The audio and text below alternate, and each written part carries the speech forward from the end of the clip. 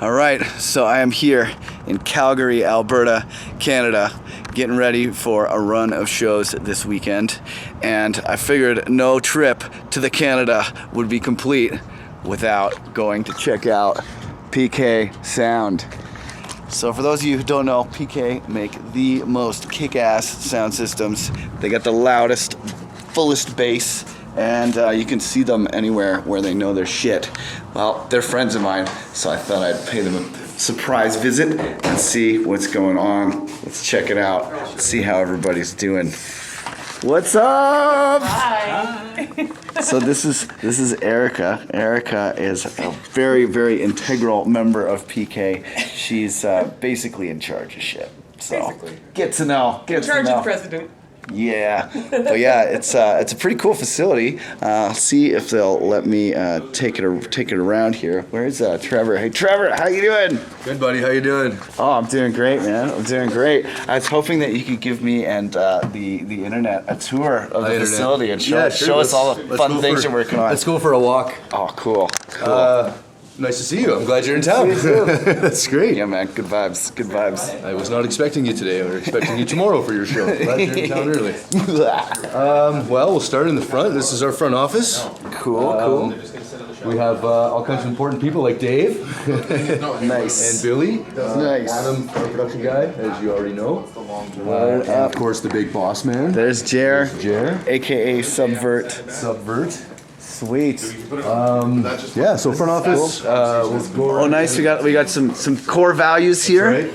We love music. We are dedicating to create powerful musical experiences that exceed expectations and help our community thrive. We get it done. No matter the roadblock, we find a way through it, over it, around it, or we blow it the fuck up. I like that there's swearing. We are proud. We are professional and passionate owners. We love what we build, what we do, and we have one hell of a fun time doing it. I can attest to that. And the last one, we are family. We treat each other, our customers, and our partners like family. We are in this together for the long haul. We rely on each other. We care about our collective success. It takes a village.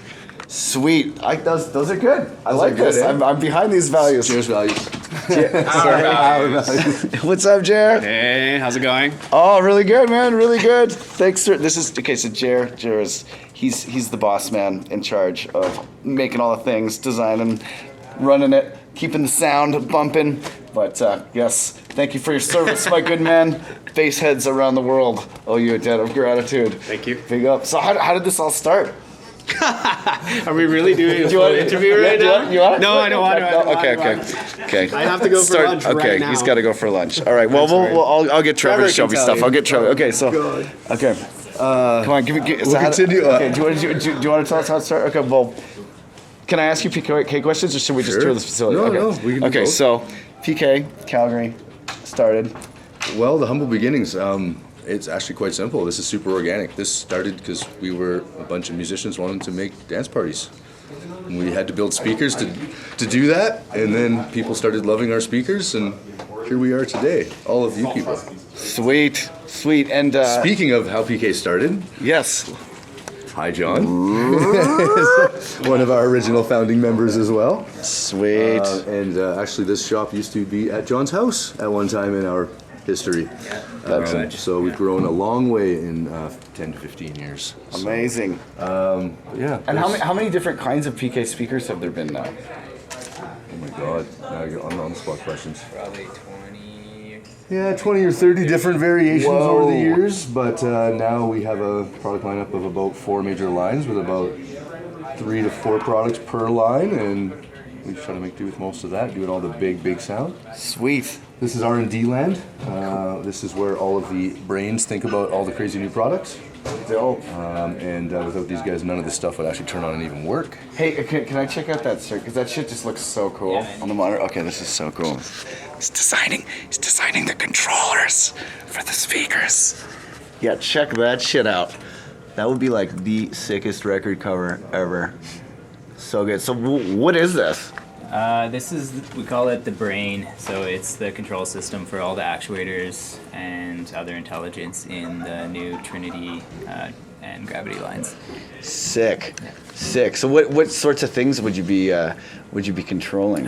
So the new Trinity speakers have they're actuated, so this board would communicate with the actuators, control the movement of both the vertical and horn flare actuators. It communicates over Ethernet with this control software.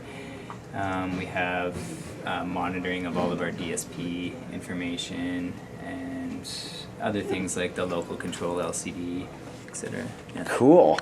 Cool. So one of the features of PK that I heard about recently, I was hanging out with Ari at in Atlantic City, and I noticed that the speakers, the subs, many of them arranged where there was one sub pointing forwards and one sub pointing backwards. Yeah.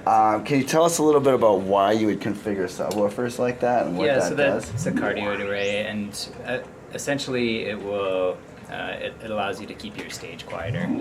So instead of having a whole bunch of reverberant or whatever noise from the subs coming onto stage, you can have a quieter stage and get your audio focused to the crowd. Sweet. So essentially, like, basically the two subs with one forwards and one backwards, the backwards one is like a different phase that is canceling the bass, right? Like a kind of like noise canceling headphones. So there's a time delay and also a phase inversion. So, but yeah, Sick. we got Matt Simmers in the next room who can tell you more about Nice. the acoustic things. It's really cool. Yeah. There's a switch. They made a switch that like calculates how far sound travels in the body of the speaker. I was like, damn, that's such a cool control. All sound systems should have that control. But yeah, that's what it looks like. Like, look at that. That shit is fresh. So cool. So cool. All right, let's go check the other room. Thanks so much for taking the time. The surface. I love it. The excitement levels are top shelf. Yeah, man. Hi, Casey. Definitely. Oh, there's Ari, hard at work. Yeah, I'm totally Ari. disrupting everyone's workday here. It's great. That's okay. For you, Super fun. anything. Oh, whoa, nice. ill.Gates in the shop, man. Sick. Boardroom. Yeah, in case people have pretty cool. meetings. Look at that. Makes everybody happy because it's yellow. I like the yellow. The yellow is I like good. the yellow The yellow's a good look. Okay, cool. So check it out. This is our back shot. Damn. So we'll start on this side. All of the bass. Yeah, all the bass. Well, all the bass is actually on show right now. There's not a lot of bass here. There's at least some. There's some. There's always some. There's more bass than. So yeah, walls of speakers and racks of speakers and racks of cables and bend. I love these ones. These cute little clarities. Oh, so cute. They're so cute, little. You have a pair, but yours are 12. No, I aren't have they? the 12. Well, the I 12 think inch clarities, he'll need but- to get some cute ones too. Yeah, much so. Well, maybe once I move out of the apartment building. But yeah, I'm gonna build my own studio. So many tours and giant festivals, as you know, are on the go right now. So, hi Ben. Hey, how's it going? Big important clients. Oh yeah, watch out. How you doing? Good, man. How you doing? Sweet, really good. Yeah, I was in town a day early, and I thought I'd come visit. What better the fam. thing to do than see PK Sound and come say Totally. hi? I mean, Bob's. Come on. But yeah, we're making a YouTube video. Right on. Super fun times. You said all the bass? There's all the bass that's in the shop wow. right now. Flying. Oh no, there's four more. 7 subwoofers is all the bass. Every other one of the 144 in existence at the moment of this model are on show. We were just at LIB. I can't remember what we're doing this week. There's all kinds of things happening. I know you were at a show recently Yep. with some of the other homies. Yep. In a couple of big spots playing some of that stereo. Hi Chris. That's Boucher. He makes all the wood cabinets. He's our speaker guy. He's actually our head carpenter and does all that. But yeah, this rack is usually full all the way to the roof. All the way in, but it's actually out on show, which is not a bad. No, that's a good thing. It's good. All the speakers are in the wild. Yes, in the wild. In the Where wild. they belong, and where they'll be for the next 4 months. Dude, how sweet are these? These are the Trinities. Yeah, like, this is 2 of them. There'll be What? a far more sweeter version of them to see in the other room where they're actually got them Super hanging cool. and stuff, I think. Super cool. Yeah, the Trinity line is like. Not a lot of people get to look in here. Ooh, this is exciting. Oh, cool. And this is where we cut stuff. This is the wood shop. Sweet, check it out. This is where the birth of speakers happens. Amazing. Sick. This is so cool. There's robots.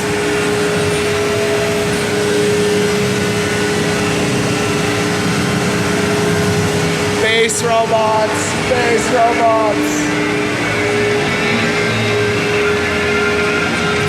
You guys in the wood shop love rock and roll. Very cool. This is where things go to die. Where we do all of our stress testing and exploding. Stress testing. Can we look inside? Yeah, I don't think it's playing right now. It's dark. Okay, There's cool. a big, scary subwoofer in there.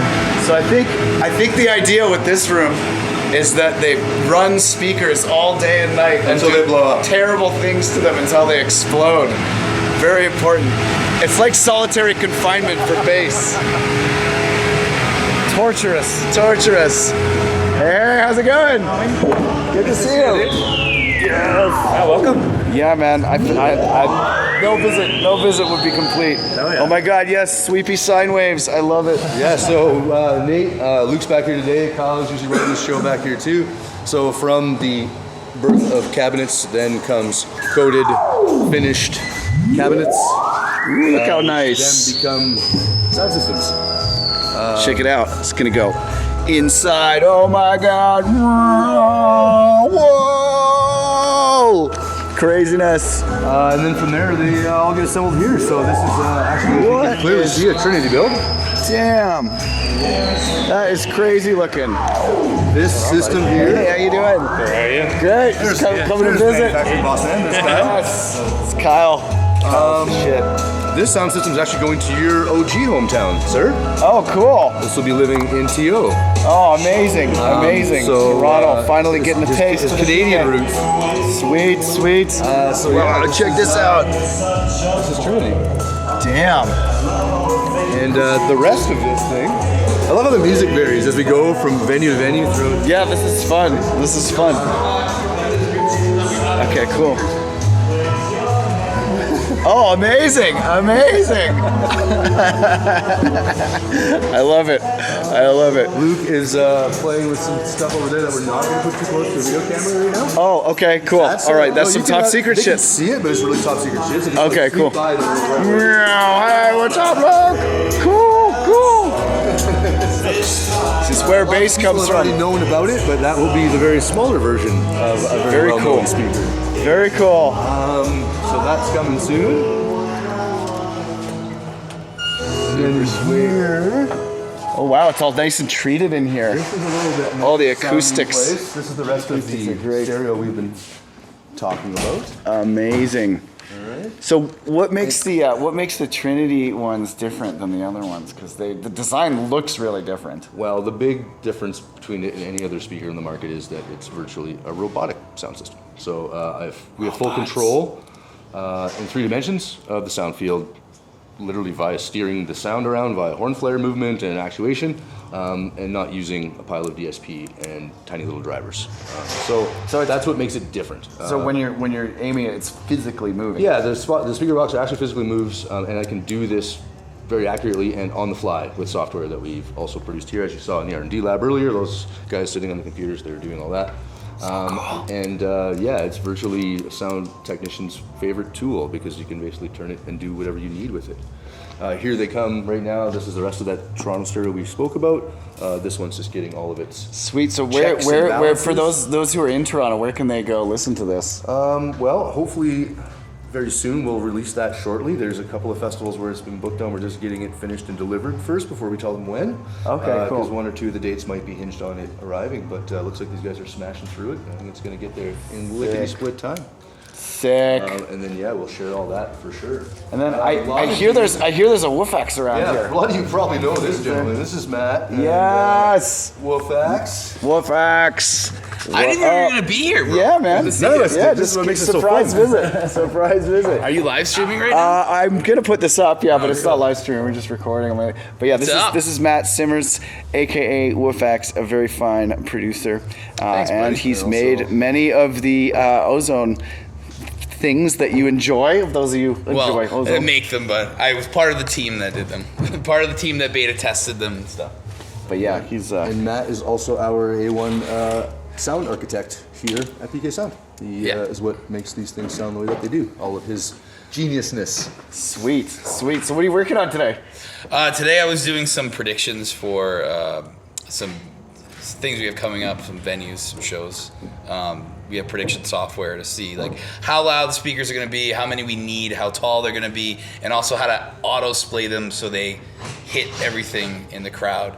So depending on if it's a place where somebody's sitting and listening to it or standing and listening to it, we have all this detection software to find out. To make sure that there's bass in the whole venue. Exactly, and how the bass interacts with one another. So if we decide like, hey, we're focusing like too much of a beam of like sound pressure at like one section, we can like delay certain stacks of subwoofers to make them spread out and make the bass like expand and hit everybody in the venue. Cool. So it's pretty cool. It's fun. It's a fun job. That is a fun job. Other than that, Bass is important. Yes, bass is very important. Other than that, I open up the back of the amplifiers here and run their DSP, just like you'd run like a digital audio workstation. You run a DAW and it has like EQs and compressors. All the new loudspeakers with self-powered amplifiers all have their own digital signal processing. I did not know that. So yeah, and it works very similar in like weird ways. Like you have peak limiting and you have RMS limiting, and that's very similar to peak limiting is how you blow a speaker. It's called excursion, and then RMS limiting has a lot more to do with like if you're burning your coil and you're actually going to burn your speaker. That would be RMS. So those are like how you apply like dynamics within like an actual physical cone of a speaker, and then obviously there's EQing in each channel as well, and by doing that, and also the physical shape of the box and the cone represents like how, or it's going to represent how the actual sound is going to play itself back in a real life environment. Cool. So that's a lot of stuff. That's what I do as the sound designer here. Sick. Yep. And making sure things don't rip or set on fire. Exactly. Very, very important. Or I rip and set them on fire on purpose. Have you seen the ripping and setting we things on went- fire? saw the death. Yeah. we went to the speaker death chamber. Yeah. I set a sound system on fire once in Halifax Nice. at Evolve Festival, and the did you? sound guy choked me. He was Really? so mad, yeah. I was like, you should have a limiter. And he was like, fuck you, and choked me. Yeah, you really should have a limiter with electronic music because everything's already limited. So when you have a limited thing playing and then you mix in another limited thing, they go boop, Yeah, and then really they go loud. even more. So Really loud. yeah, it's important to make sure you have a limiter on your sound system. Yep. Shit will catch on fire Yes. when you drop the bass. Yes, it will. Yep. And so yeah, that's another fun thing, just setting things on fire on purpose. Here Always is a lot of fun. Always fun. You stoked for Shams? Yeah, dude. I'll be 20 around. years? Fuck yeah. Yeah, I you're can't playing. wait. That's right. You're goddamn right I am. Gonna take the PK for a test drive. Yeah. So fun, Probably man. playing on so a lot of fun. festivals. Have you seen the 30s Oh, yeah. yet? You saw the 30s, right? You The showed- 30s? No, I haven't seen the 30s. We did the Trinity. Death chamber, but the lights were off. Oh, hold on. All right. Let me clean this Okay, one off. cool. We'll let Matt show you some stuff. Oh, this is so fun. I'm so glad I did this. Sweet. Hey, it's Ari. Hey, he's at his office. Hi, Internet. How are you? How's everybody doing? This is Ari. He was. I was lucky enough to have him in San Francisco for a while when he was heading the PK in San Francisco. We were SF buddies. It's true. But yeah, you see Ari at a lot of shows. He's out in the field making it happen. Getting her done. Yeah, man. It's good. How you been? Been really good. Yeah, I've been on the road a lot, like you're saying. Did Ohio with Bass Nectar last weekend. Lightning in a Bottle before that. Going to Vegas next week. Going to do site inspections for some more Bass Nectar shows. Fun. Life just Hey, are you keeps gonna be in rolling. Colorado? Oh yeah. You're gonna be in Colorado tomorrow? Definitely. Sick. Yeah, it's gonna be great. They're Yeah. doing a very unique stage design for that. So Oh, really? Be interesting to see how Lauren's creative brain pans out. Interesting. Exactly. Interesting. It'll be fun. Yeah, I'm really excited for that show. It's gonna You're be on so it, fun. aren't you? Yep. Awesome. Yeah, man. Direct support, baby. Awesome. Love Dude, it. Atlantic City. Oh my God, what a rush playing on that was fun. fucking rig. That's like 10 audio hangs, almost 60 subs. How many out really watts of PK was that rig? I feel like the wattage stuff is a bit of a misnomer because it's dynamic energy, but if you were to tally it up in the normal way, probably would have been, I don't know, probably over 300 or something. Jesus Christ. Yeah, it was a big one. It was loud. It was really loud.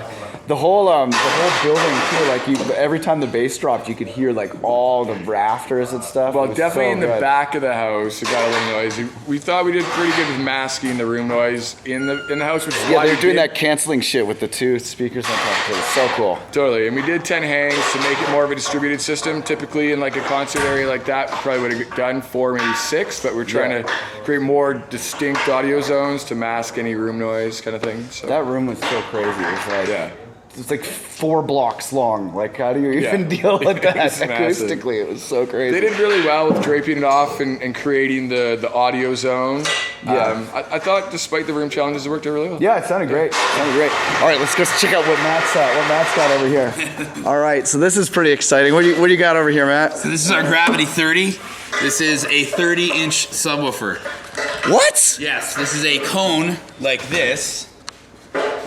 So you have a cone like this on the inside, except it's 30 inches wide.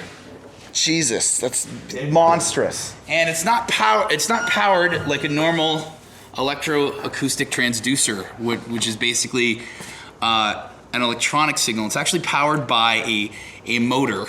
There you go. Okay, so motor-powered 30-inch cones that look something like that. Look at that. That's crazy. I know humans that are smaller than that.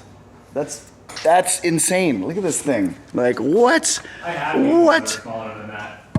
It makes a good hat. That's crazy. Oh, yes, the best sombrero ever. It makes a really good sombrero. That is incredible. You can serve guac and chips out of it, too. Guac and chips. I love it. So these are the Gravity 30-inch subwoofer. Servo-driven. So you can kind of see in here. I don't know if you can see in the camera. Here, but I'll see if I can get my flashlight out here. See the motor. I think I might have a flashlight too. You can see the motor inside. That's so crazy. And so the motor has inside it has a neodymium magnet which pushes a piston, and that piston then pushes the cone itself. So it's like a car. It has a piston. Yes. It's like a single piston. Except instead of combustion moving the motor itself, it's still magnetics. Cool. So it's still a negative and positive signal moving this neodymium piece, which then pushes the piston. So that is wild. Yeah. So these are the Gravity subs. Where are these in reality? Like, are there Gravity installs that we should know about? No installs yet. We're the one that's happening right now that would probably be the most coolest thing to hear about, I guess, would be the Broadway show Hamilton has 4 of them on tour. So their touring Broadway show has 4. That's so crazy. Installed in a theater. Like, I can't imagine, like. That's so wild. Yeah. So it's a lot of, like, I haven't seen it yet, but I can't imagine like how. I heard it was good. Well, I mean, I know the play is good. I'm just trying to think of like how that like all the Foley and awesomeness of that show is gonna sound in the theater. So I can imagining like how these things, like 4 of these things, are going to interact in the theater. Because I mean, these things are really meant like for like applications outside as well. Yeah. Right. So like you can do. Doing 4 in a theater and having that, it would be like, I mean, I've listened to 2 indoors and it's like almost overwhelming. It's intense. Yeah. So like having like, I know that there's a lot of like gunshots and like sounds in that play. So like seeing that show and hearing that stuff is probably really good. There's probably some like old people at that show too, like, you know, it's like a Broadway musical. If you're experiencing hopefully you don't hit that brown note. Yeah, the brown note is hard and strong in this one. So are you guys doing PK, like, are you doing Gravity at Shams this year? That's not up to me. That's not my department. I do research and development and the acoustic lab, so I don't know. Hope so. I don't do deployment. You know, I think people are just gonna have to come to Shambhala and find out. Yeah.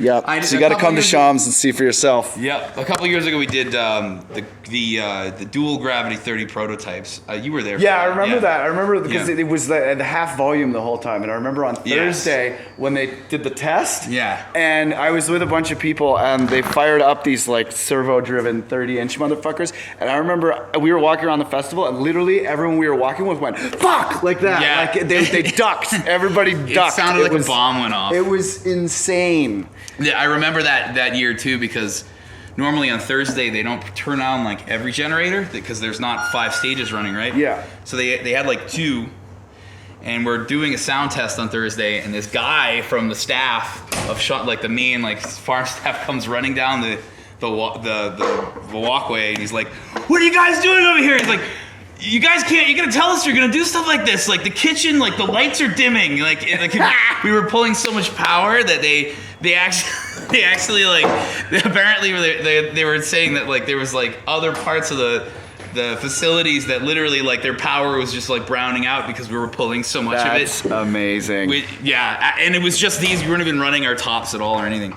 So and these are the singles. So yeah, these things are pretty incredible, and it's really fun. I get to take them out into fields and sound design them and make them sound as punchy and loud and awesome as I possibly can, and get to play my own tunes on them, which is awesome, fun. Sweet. Yeah. Sweet. Hey, I've got a thing that I've always wanted to do, and I wonder if this is possible. Yeah, what's up? Okay, so you know that sound when you drop the bass in like a big warehouse or whatever, and you hear like all the roof and everything going? Like a car, even like a car trunk, you hear like the vibration. Yeah, you hear everything rattling. Yeah. And I tried to I was producing, and I tried to kind of recreate that effect by I took like all my cutlery and like put it on on a baking sheet and put it on my subwoofer. Yeah. And I was playing bass notes through it and recording it to get the rattle, and then high pass it so you just get the rattle. Yeah. But could you make like an impulse response from let's say you're at a warehouse?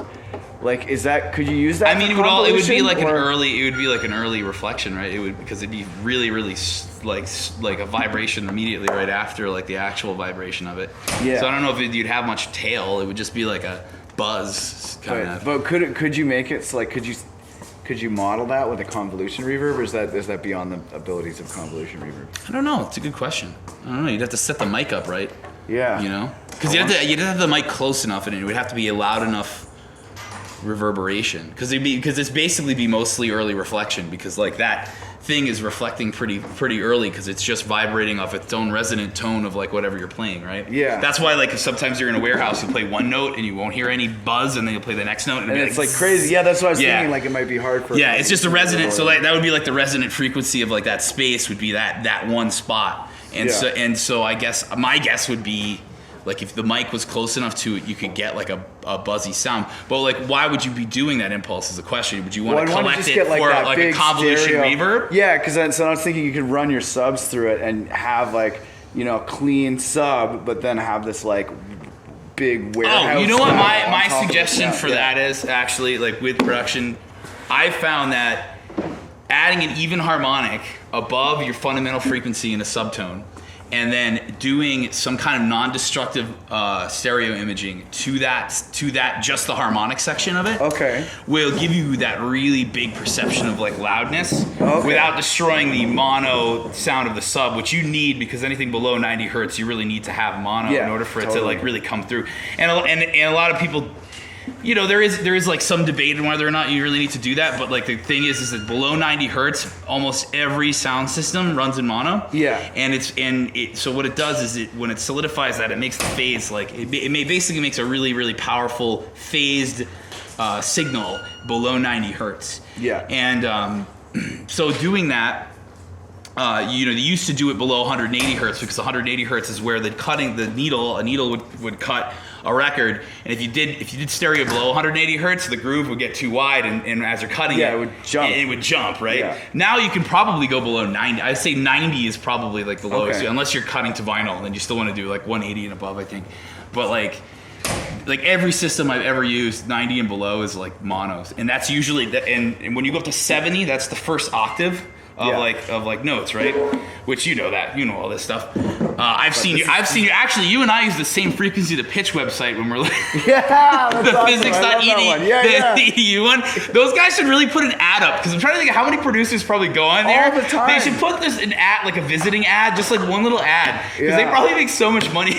Yeah, probably. Yeah, could fund somebody's education, right? Yeah, for sure. Yeah. So hey, so I have this concept that I teach my students that I call the 3 extremes, right? Yeah. Where you have like just the subs, just above 8K, and just the isolated wide signal in the stereo image. And I always tell them, run your track through each of the 3 extremes, listen to the whole thing, and then you'll notice shit that maybe you should fix. Yeah. And I like to, try and make sure that the track is still kind of recognizable in all three extremes. I totally it do has that like too. a little bit of personality in each of the extremes. Yeah. So I was on my live stream and I was teaching people about the three extremes, and we put a tipper track in. Yeah. And I isolated the subs, and he had these crazy stereo subs. Yeah. And I was just like, just in the middle of telling people all about how you gotta have mono subs, Mm-hmm. and then there's this tipper track with this like isolated just below 150 or 150? and just the edges, and it was as loud as the mono signal, and I was like, how the